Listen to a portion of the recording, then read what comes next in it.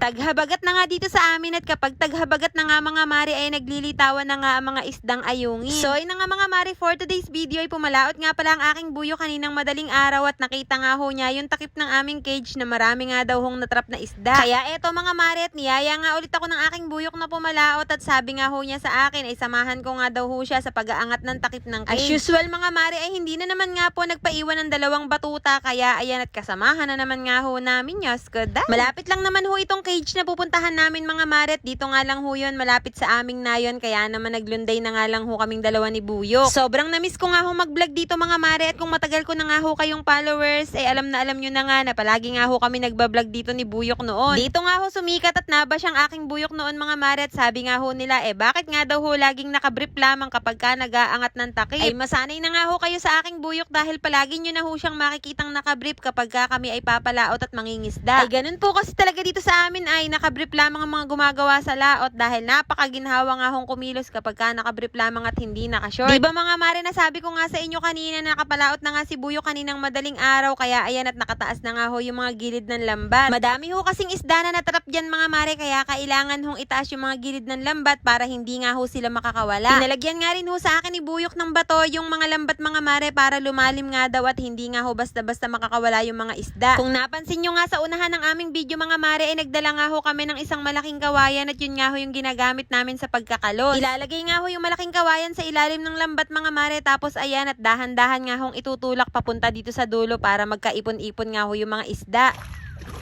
Oh, dalag. Dalag. Ay! May dalag! May nakita pa nga kaming isang malaking dalag mga mare, kaso nga lang nakakawala, kaya naman sabi nga ng aking Buyok uulitan na nga lang daw ho niya ang pagkakalos. Grabe mga mare, bago pa nga lang ho nagkakalos ang aking Buyok napakarami na nga hong isda na nagpaparamdam. Kaso yung ibang malalaking tilapia nga nakakawala at nagtatalunan nga ho, kaya naman uulitan na nga lang ho talaga ni Buyok maya-maya. Palagi ho talaga akong kasamahan ng aking Buyok sa pagpalaot at pag-aangat nga ho ng takip ng cage mga mare, at minsan nga naranasan ko talagang ako mismo yung nagtutulak niyang kawayan. Grabe mga mare at pare, tuwang-tuwa nga ako ng mga oras na yan dahil napagkakarami ho talagang nagkukulisawan. Napakatagal ho kasi naming walang nahuhuli dito mga mare, kaya naman natigil nga ho kami sa pagko-content ng kagaya nito. Kaya ngayon palagi nyo na nga ho kaming makikita ng aking Buyok na nandito nga sa aming cage at taga-angat nga ho ng takip, kasamahan nga ho namin si Oranggi at si Blacky. Ganduli pa. Ulam na. Grabe, wait lang. Dami. Ayungin na. May ulam na kami, guys. Ang Lagi dami. na lang salok. Lagi na lang sa salok. May kanduli pa. Ba't ang dami mga kanduli Lagi pa? na lang sa salok. Wait lang. Oh, aray. Oh. Bakit? Oh. Dali!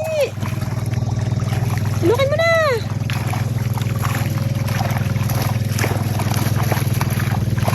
Magkasyahin mo na dyan sa lahat. Oh. Guys, may kanduli pa Guys, pabalik na natin dahil nakawala. Ito pa guys. Ulam na. Ay, dali! Ulam na. Nakalukay mo ulit! Ang dami! Nakakamiss yung ganitong vlog. Nakanduli, dali! Ulam na. Nakawala pa ang kanduli. Ay! Guys, wala pa mali. Ito pa, may kanduli pa. Baka tumalon sa'yo. Wala tayo na ako ngayon. Yung hindi mo sa... Wala ba? Ang dami yun. Guys, ayun ang mga ayungin Malusot ko guys. Wala bang pang-ulam? Ito may pang-ulam yata. Sali ko na yan. Ay, nasa dulo yun naman dami. Ali ba? Kunin mo yun Similya, kukunin ko ng ano. Mga similya na. Guys, may asisiwa na. Sali mo. Marami nga sana akong ayungin na nakita, kaso nga lang bang liliit pa mga mare at mga banday pa nga kung tawagin dito sa amin, at sa ibang lugar naman kung tawagin nga yun talaisa. Pero napakasarap na nga rin ho noong iprito mga mare at pare, kaso nga lang naglusutan nga ho doon sa aming salok. Inilalayo ko nga sa akin itong isdang kanduli mga mare dahil nakakatakot nga ho yan kapag ka nakatibo at sigurado nalalagnatin ka. Marami nga rin nasalok si Buyok na maliliit na similya ng tilapia mga mare, at inilalagay nga ho niya ito sa loob ng aming cage. Abay sayang rin naman kasi yan mga mare mare dahil napakamahal nga rin ho niyan kapag kabibilhin. Kaya eto tinitiyaga na nga lang ho ni Buyok na salukin lahat para mailagay nga ho dito sa loob ng aming cage at ilang taon nga lang yan mga mare, ebang lalaki na nga ho niyan. Nakakatuwa nga ho itong sina Oranggi mga mare dahil lumangoy nga ho sila kanina pupunta nga ho doon sa may baybay tapos ngayon babalik nga ulit dito sa may bangka. Nagkamali nga ho ng daan itong si Blackie mga mare dahil na-shoot nga ho siya sa loob ng cage kaya naman at nahihirapan nga ho siyang lumabas. Kaya ayan at inabot ko nga ho sa aking Buyok yung kampit mga mare para matanggal na nga ho si Blackie doon sa pagkakashoot nga ho sa lambat. Yan nga rin ang isa sa mga dahilan kaya minsan ay ayaw ko talaga silang isama dito sa amin kapag kami pumapalaot dahil napakakukulit abo. Kasi mga mare at pare itong binablog ko talaga namang araw-araw na ginagawa nga ho namin ni Buyok dito at hindi nga lang po ito for the content only. Kung ano po yung mga daily routine namin ni Buyok mga mare yun po talaga yung pinapakita namin dito sa vlog. Kaya kung makita nyo man na nakabrief nga ho si Buyok sa aming vlog ay pagpasensyahan nyo na nga ho mga mare dahil wala na po talaga yung oras magpalit ng kung ano-ano mga damit. Pangatlong balik na nga ho ito ni Buyok mga mare dahil hinahanap nga ho namin yung dalag kanina na nakawala. Tapos eto't nakakita nga ho ako ng banlaking tilapia kaya ayan at sinalok na nga rin ho ni Buyok. Ay napakasarap nga niyang sabaw. Ito, may malaking tilapia ba dito? Kunin mo to.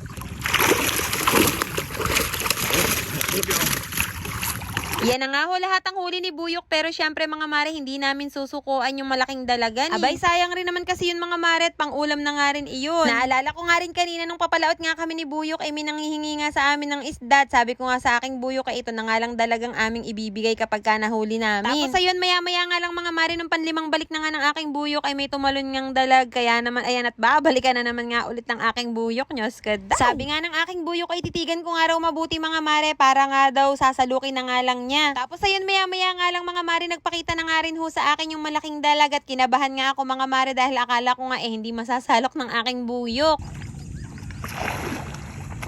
Oh, Yo!